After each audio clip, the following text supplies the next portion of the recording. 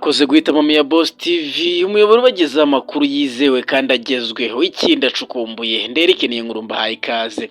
Ngize ingingo z'ingenzi tugiye kwibandaho. Turaswabwira ko inkende ziza amayeri yo kwiba telefone n'amadarubindi zikayasubiza uzihaye ibiryo. Turaswabwira ko kandi mu myidagaduro witwa Lorenzo atakibarizwa kuri RBA.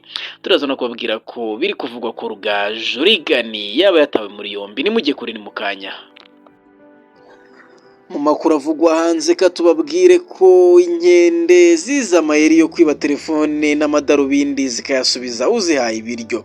Itsinda ry'inkende ziba ku rusengero rwa Uruwatu ruri ku nkombe z'amajyepfo y'ikirwa cya Bari zagaragaje amayeri adasanzwe aho ziba telefone n'amadarubindi byaba mukerarugendo zikazibasubiza ari uko bazihaye ibyo kurya. Amashusho yafashwe n'abahasura agaragaza umwe muri bo zamwambuye telefone, abandi bakamubwira ko kugira ngo zimusubiza agomba kubanza kugirana nayo ikiganiro. Nyuma yamaze kwinagira imbuto nayo imujugunyira telefone ye. Urusengero rubamo inkende zirenga 600 kandi abatuye Bari bazibona nk'abarinzi baho hantu hatagatifu hashinze imizi mu kinyejana cya 11. Pulaluhulu watunu urusengero ruri ku butumburuke bwa metero 70 ruri ku gasongero k'urutare ku kirwa cya Bari. Abaturage ba Bari bemera ko uru rusengero rufite ubushobozi bwo kurinda ikirwa cyabo imyuka mibi ndetse n'ikibi cyari cyo cyose. Abahanga bo muri kaminuza ya Lethbridge yo muri Canada bakoze ubushakashatsi bwimbitse maze basanga izo nkende zifite ubushobozi bwo gutandukanya ibikoresho bifite agaciro nka telefone n'ibindi bidafite agaciro. Ibi bigaragaza ubushobozi bwazo bwo gutekereza no guhitamo ku giti cyazo.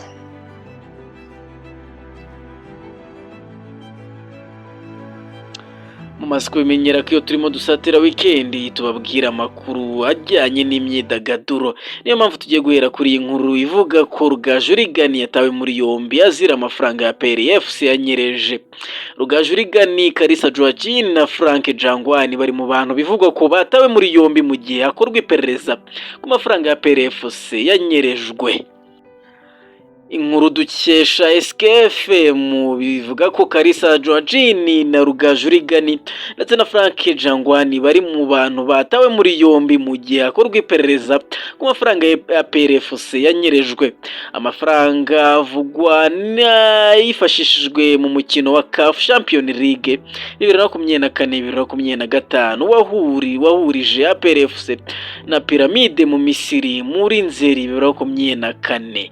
Inshuti bakunzi ba Mia Boss TV, ubwo musenge inshuti cyangwa se abafana ba Rugaju nibibe impamo, ubwo ngubwo reka tubitegereze tuzababwira byinshi kuri iyi nkuru.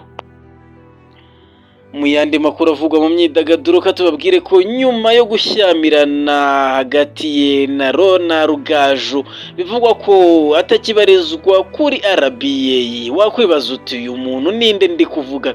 Uyu nta wundi nakomeje kubatsinda ni Christian Musangamfura Lorenzo, bivugwa ko atakibarizwa kuri RBA. Ni nyuma yuko nkuko nari mbivuze yashyamiranye na Rugaju Rigani mu gihe RBA yazengurukaga ibice bigize igihugu muri gahunda yiswe RBA hafi yawe. Rero bikaba bivugwa ko uyu Musangamfura yerekeje kuri SKFM, aho SKFM ubwayo yandikiye muri aya magambo igira iti: Musangamfura Christian Lorenzo yinjiye mu muryango wa SKFM 93.9, ni umwe mu banyamakuru beza mu Rwanda, dufatanye kumuha ikaze. Ubwo birumvikana ko abakunzi ba Lorenzo n'ubundi muzagumya kumukurikirana kuri iyi radio. Uyu ni nawe musozo w'amakuru twari twabateguriye, tubararikire kuzabana natwe mu makuru yacu ataha. Nge Eric niyo nkuru ndabashimiye, mugire ibihe byiza.